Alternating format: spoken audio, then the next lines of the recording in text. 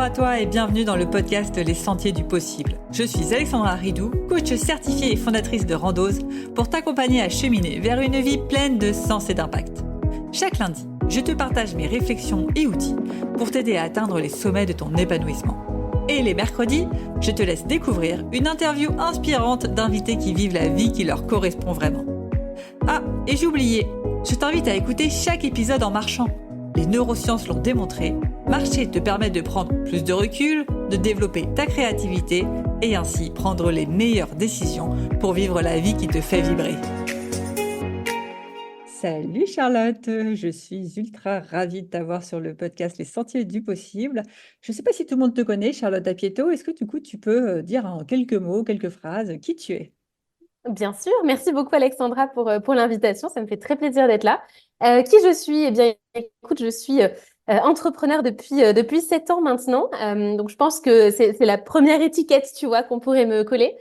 Et en fait, ce que je fais aujourd'hui dans mon quotidien, c'est que j'accompagne les entrepreneurs à avoir un business à 6 chiffres, donc à faire au moins 100 000 euros de chiffre d'affaires par an, tout en vivant ce que j'appelle la Dolce Vita. Donc, une vie douce, tranquille, avec de l'équilibre. Donc, voilà ce que je fais. Et avant ça, là, c'est assez récent comme activité, mais avant ça, j'ai développé une entreprise de formation en reconversion professionnelle qui s'appelle Postadem. Et c'est une entreprise que j'ai vendue il y a quelques mois de ça maintenant. Super. La Dolce Vita, c'est ce qui fait que je t'ai invité ici sur le podcast. Ça me parle beaucoup. Ici, on parle beaucoup de sens. Aujourd'hui, justement, une vie qui fait pleine de sens pour toi, c'est quoi? C'est la Dolce Vita? Ouais, je pense que c'est une bonne définition de la Dolce Vita, en fait, parce que dans l'idée de la Dolce Vita, c'est une vie douce, du coup, tu vois, il y a cette notion de douceur, et en fait, il y a la notion de on prend le temps de vivre et de savourer la vie. La Dolce Vita, c'est on va se faire un repas en terrasse et prendre le temps de manger tranquillement avec les amis plutôt que de manger un vieux sandwich sur le pouce dans un open space, tu vois. Ça va être le fait de prendre le temps, ouais, de voir ses proches, de se détendre, de se balader en bord de mer. Bref, chacun va avoir sa définition. Mais effectivement, c'est cette douceur et ce sens du moment présent, en fait, pour moi, qui est dans la Dolce Vita. Et donc, une vie qui est pleine de sens, pour moi, c'est quand on vit notre vie au quotidien d'une façon qui nous inspire et où on met dans nos journées des choses qui nous nourrissent. En fait, je vois vraiment ça comme ça. Et ce qui nous nourrit, ça va être aussi bien, littéralement, de bien manger, ça fait partie de la Dolce Vita, tu vois, que de se nourrir intellectuellement, spirituellement, humainement, etc. Donc voilà en tout cas pour moi ce qui fait du sens. Ok. Et sur une échelle de 1 à 10, tu dirais avoir une Dolce Vita à quelle note? 0, pas du tout, et 10, C'est une bonne l'objectif question. ultime. C'est une bonne question. Je pense qu'on est sur un 8 et demi. Je pense que c'est ça. Ouais, je vois bien un 8 et demi en ce moment. Il y a 8 points parce que je m'étais jamais posé cette question-là. Il y a 8 points parce que, en fait, les journées que je vis aujourd'hui, mais déjà depuis des années, elles correspondent à ce que j'aime vraiment. Tu vois, j'ai vraiment l'impression de savourer ma vie, mes journées. Donc oui. En plus, bah, maintenant que j'ai vendu mon entreprise précédente, que je développe quelque chose de nouveau, que je trouve du sens là-dedans, etc., ben, du coup, ça joue. En plus, on est l'été, donc le matin, je vais nager dans la mer qui est à 1 minute de chez moi. Enfin, voilà, c'est vraiment le genre de période, en plus, où c'est très Dolce Vita. Pas encore 10 parce que je pense qu'il y a des choses, il y a encore des choses, vu que c'est un nouveau business, tu vois, il y a encore des choses à développer, à structurer. Donc, ce qui fait qu'il y a des moments aussi encore je sais pas si c'est friction le mot, tu vois, mais où je vois bien que ça pourrait être plus Dolce Vita que ça. Aussi parce que j'imagine bien la Dolce Vita dans ma future maison. En fait, moi, j'ai besoin de nature en ce moment et donc on cherche en ce moment une maison avec jardin, arbres fruitiers, essence méditerranéenne et tout ça. Et ça, pour moi, ça fait aussi partie de cette connexion à la nature et à moi-même aussi que je recherche dans ce lieu, tu vois. Donc, je pense qu'il peut y avoir ça. Et je pense qu'avec ça, on serait pas mal sur les 10, tu vois. Voilà. Ah, trop bien. Et tu as parlé un peu de, pas de sacrifice, mais de friction, c'est le mot que tu as utilisé pour atteindre cette Dolce Vita, en tout cas, qu'il y avait certaines choses aujourd'hui qui étaient obligées à mettre en place. Ouais. Justement, tu penses que pour avoir la Dolce Vita, pour avoir une vie qui fait vraiment pleinement de sens, ça passe forcément par une partie un peu, ouais, sacrifice, friction sur lequel il faut passer pour pouvoir En atteindre fait, la vie pleine de sens? pour moi, en fait, c'est peut-être pas forcément la même définition, plein de sens et Dolce Vita. Pour moi, Dolce Vita, il y a un truc de douceur, d'équilibre. C'est vraiment ce terme de, ouais. de tranquillité que j'entends dedans. Le sens, on peut le trouver quand on est justement en train de développer quelque chose où ça nécessite peut-être un peu plus d'intensité à ce moment-là. Mais pour autant, tu sais que je prends la Dolce Vita à n'importe quelle étape de l'entrepreneuriat. Là, aujourd'hui, dans mon activité, euh, c'est qu'en fait, ce que j'entends par friction, c'est par exemple, il y a des, alors, j'aime bien les process, pas à outrance non plus, je pense que ça pourrait être mieux, mais je sens que par moment, ça limite. Et donc, en fait, c'est un stade où il ne faut pas aller dans trop de structure non plus ou trop de process parce que c'est pas encore, il n'y a pas encore assez d'ancienneté, de récurrence sur ces choses-là. Donc, faut pas partir dans une usine à gaz qui est inutile aujourd'hui. Mais pour autant, il y a des choses que je fais moi-même à la mano et qui aujourd'hui, voilà, peuvent être processées, déléguées. Après, moi, j'ai plaisir encore à le faire à la mano comme ça parce que, tu sais, il y a l'effet un peu nouveauté, quoi. C'est la lune de miel du business. Je veux dire, il a 1 an, tu vois. En plus, ça fait que quelques mois que j'ai vendu Postadem. Donc, je suis vraiment dédiée à ce business-là. C'est super récent. Mais je vois rapidement les limites. Et donc, c'est ça que je suis en train de mettre en place. Et je pense que de toute façon, il faut pas chercher un équilibre parfait. Il faut pas chercher un espèce de statu quo où ça y est, c'est bon, c'est la Dolce Vita parfaite et c'est la structure parfaite et tout parce que tu vas de toute façon être appelé par d'autres choses. Et en fait, dans ces moments-là, qu'est-ce qui se passe? C'est que c'est cool pendant un moment, puis tu dis, ah, bah tiens, j'ai envie de créer autre chose. D'ailleurs, c'est à ce moment-là que je me suis dit, tiens, je vais faire une immersion et je vais voir ce que ça donne, tu vois, je vais développer autre chose. Et donc, je pense qu'il faut vraiment embrasser ce mouvement entre liberté et contrainte, entre structure et artisanat. Et tu vois, ça fait partie du jeu aussi. Donc, je pense que voilà, il faut pas chercher le truc parfait, hyper fixe et rigide, mais plutôt voir en fonction de où on en est aujourd'hui, ce qui nous permettrait de trouver encore plus de sens dans ce qu'on fait, plus de légèreté, plus de simplicité, de fluidité. Et sur ta question initiale qui était est-ce qu'il faut accepter d'en passer par un moment où il n'y a pas la Dolce Vita? Je ne sais plus comment tu l'avais Ouais, formulé, c'est mais ça. où en tout cas c'est plus intense. Euh, il y a des périodes de business où il va y avoir besoin de ce qu'on peut appeler un coup de collier. J'ai vraiment ma limite. Et même dans cette activité, tu vois, c'est une activité qui est récente, qui fait déjà 6 chiffres larges, tu vois, tranquille. Et pour autant, ben, ce matin, première chose que je fais, c'est que je vais nager dans la mer, j'ai brunché avec une amie, je travaille aussi, mais je fais aussi mon sport, je prends mon temps. Enfin, voilà, c'est pour moi une question de plus de d'essentiel. Et tu connais ma philosophie là-dessus de l'essentiel. Qu'est-ce qui est ouais, l'essentiel et qu'est-ce qui est prioritaire pour faire le chiffre que je cherche, que je souhaite faire. Et du coup, cet essentiel me permet le reste du temps de me nourrir aussi des autres aspects de ma vie. C'est ultra intéressant en fait. Tu as raison, tout est question d'équilibre. Et donc, c'est à chacun de doser son équilibre et à cet instant T de ta vie en fonction de tes objectifs, de ce que tu veux atteindre en termes de Dolce Vita, etc. Quel est le bon équilibre pour toi entre contrainte, on va dire, et plaisir?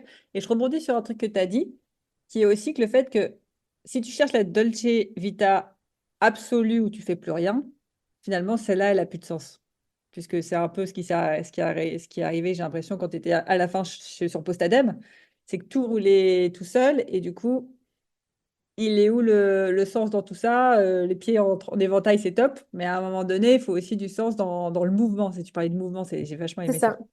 Mais c'est pour ça que la Dolce Vita, c'est pas de ne rien faire. Ça, c'est super important dans mon approche, en tout cas.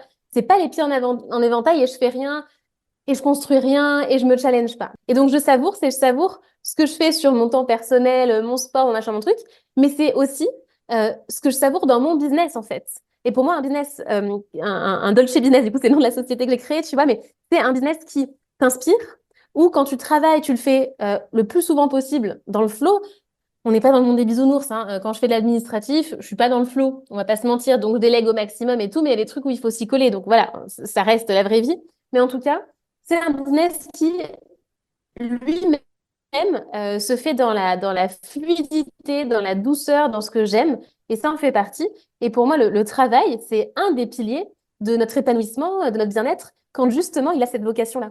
Alors que si c'est le travail ou le business avec la vocation de faire toujours plus, de prouver quelque chose aux autres, de rechercher l'accomplissement, la validation extérieure, ou alors d'être dans une course au chiffre d'affaires qui de toute façon sera toujours du plus, sans vraiment penser au pourquoi derrière ça, ben, c'est là que pour moi, on n'est plus dans la Dolce Vita. Si on a envie de les avoir, on peut les avoir. Et si on a envie de faire autre chose, on fait autre chose. C'est vraiment pour moi, de s'écouter et de prendre le temps de faire ce qui nous semble nous correspondre et là où on se sent vivant. Je pense que c'est vraiment ça ma recherche en réalité, c'est de me sentir vivante, tu vois.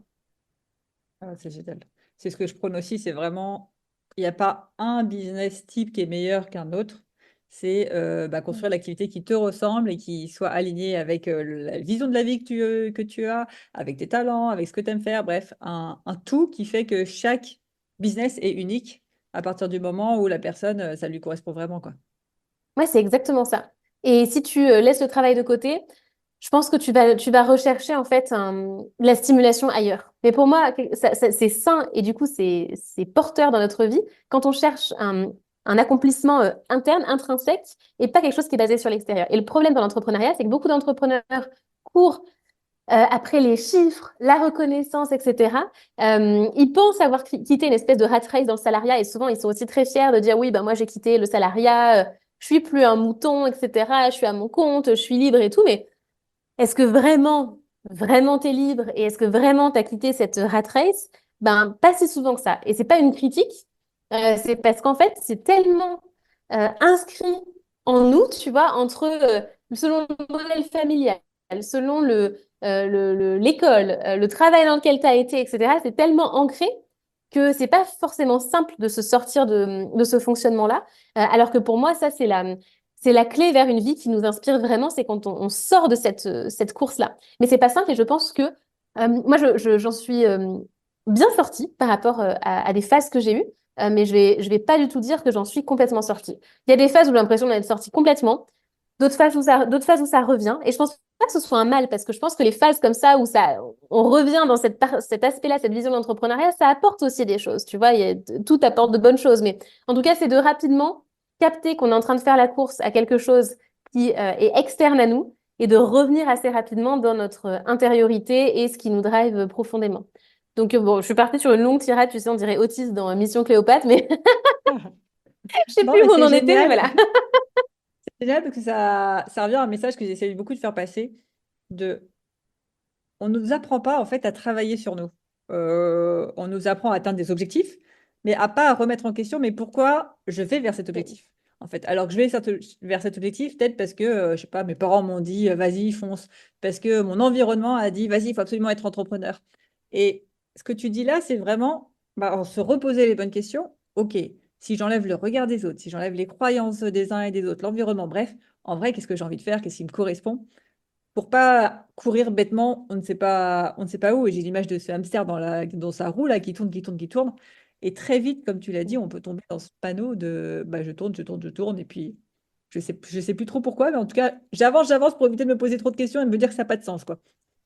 Ouais, c'est tout à fait ça. Mais je pense qu'on a besoin d'en passer par là pour se rendre compte qu'on était en train de courir dans notre roue. Peut-être que, et c'est très probable que dans quelques temps, je me dirais, ah ben tiens, Charlotte, en cette belle journée de l'été 2024, en fait, il y avait aussi une roue dans laquelle tu es en train de courir. Parce que je pense qu'il y a des domaines de notre vie où on est en train de le faire aussi. C'est pas forcément dans le travail, tu vois.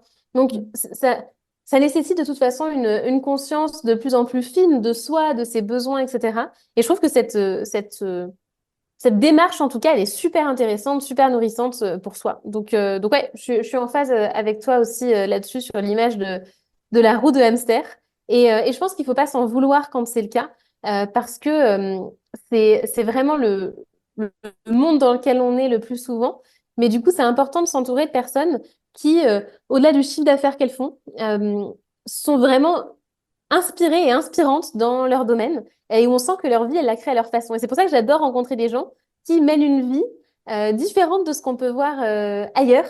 Et je trouve que c'est quelque chose qui est super inspirant. Et dans l'entrepreneuriat, et je pense l'entrepreneuriat à la LinkedIn ou Instagram, il y a une espèce de reproduction de certains codes. Tout le monde fait la même chose et donc on tombe facilement dans une forme de reproduction de ce qui se fait autour de nous. Donc ça nécessite en permanence de venir se connecter à ce qui est juste pour nous.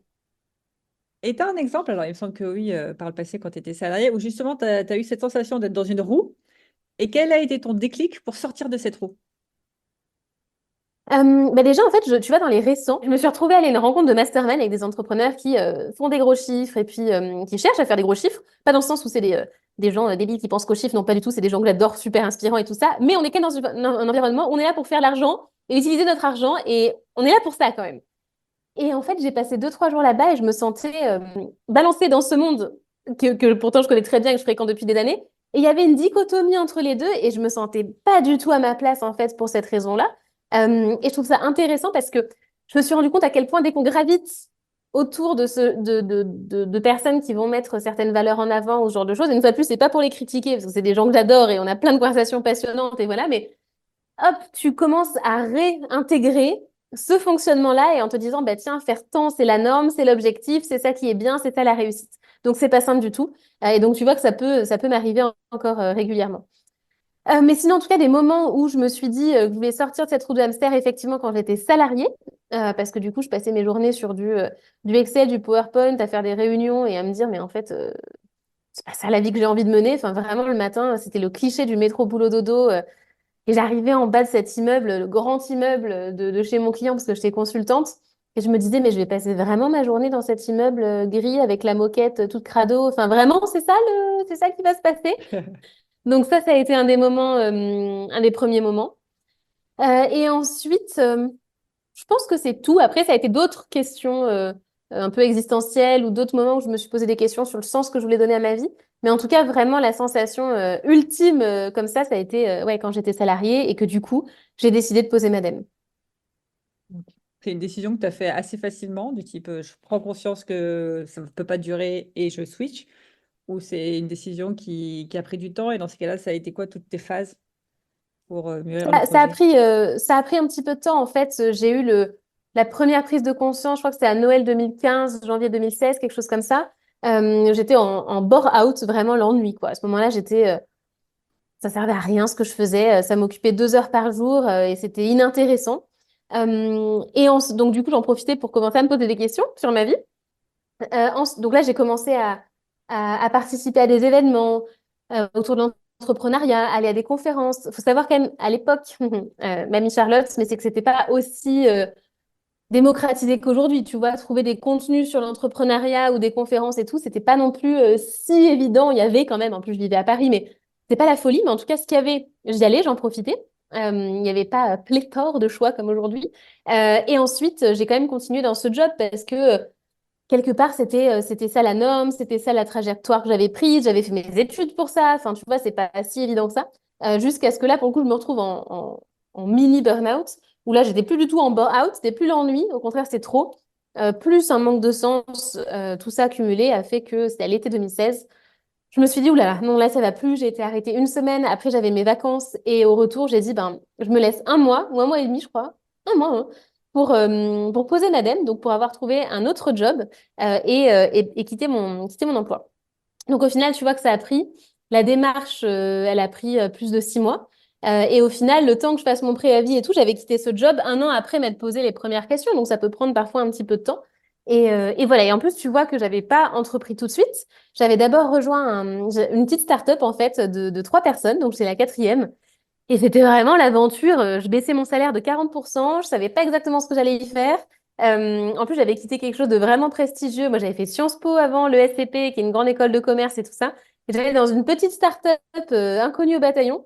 Et du coup, j'étais trop contente. J'étais trop contente de faire ça parce que je pensais pas que moi-même, je pourrais entreprendre. C'était pas dans mes perspectives à ce moment-là, ça me semblait pas possible. Mais du coup, j'ai fait ça pendant quelques mois et c'est grâce à ça que j'ai su que, en fait, j'en étais capable et que j'avais envie d'entreprendre moi-même.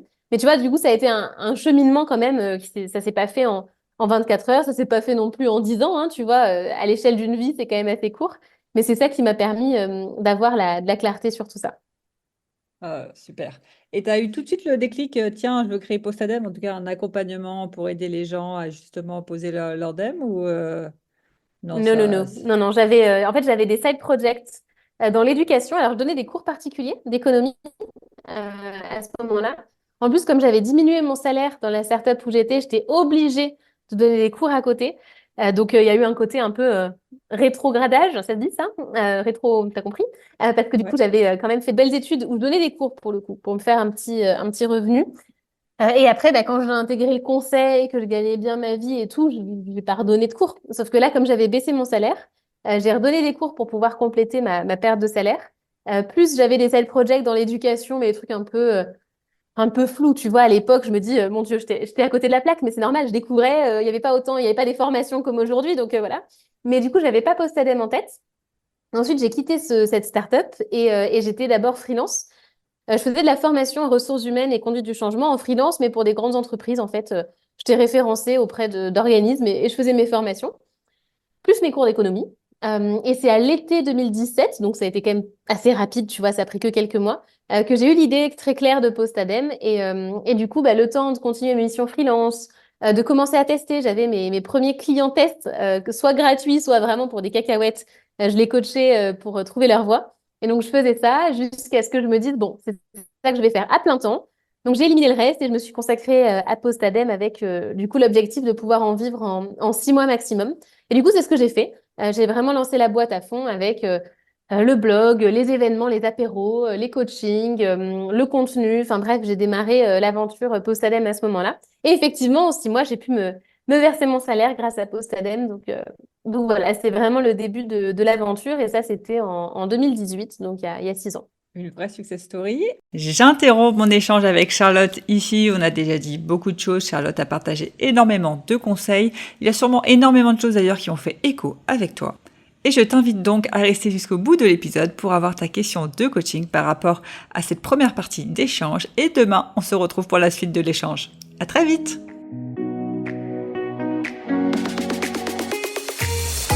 Avant de te plonger dans la question de coaching du jour, pense à rejoindre la plateforme d'exercice en ligne du podcast pour y retrouver les notes d'épisode, les questions de coaching et l'action à réaliser pour cheminer pas à pas vers une vie pleine de sens et d'impact. Le lien est en description de l'épisode. Et bien évidemment, si tu as aimé cet épisode et le concept du podcast, tu peux me le faire savoir en me laissant une belle note ou un joli commentaire sur la plateforme de ton choix. Tu peux aussi partager le podcast à une personne qui peut en avoir besoin. Et c'est parti pour tes 2 minutes de coaching et on se retrouve très vite dans le prochain épisode. Bye bye! Et c'est parti pour ta question de coaching du jour qui va être: quels sont tes critères pour une vie de Dolce Vita? Quels sont tes critères pour une vie de Dolce Vita?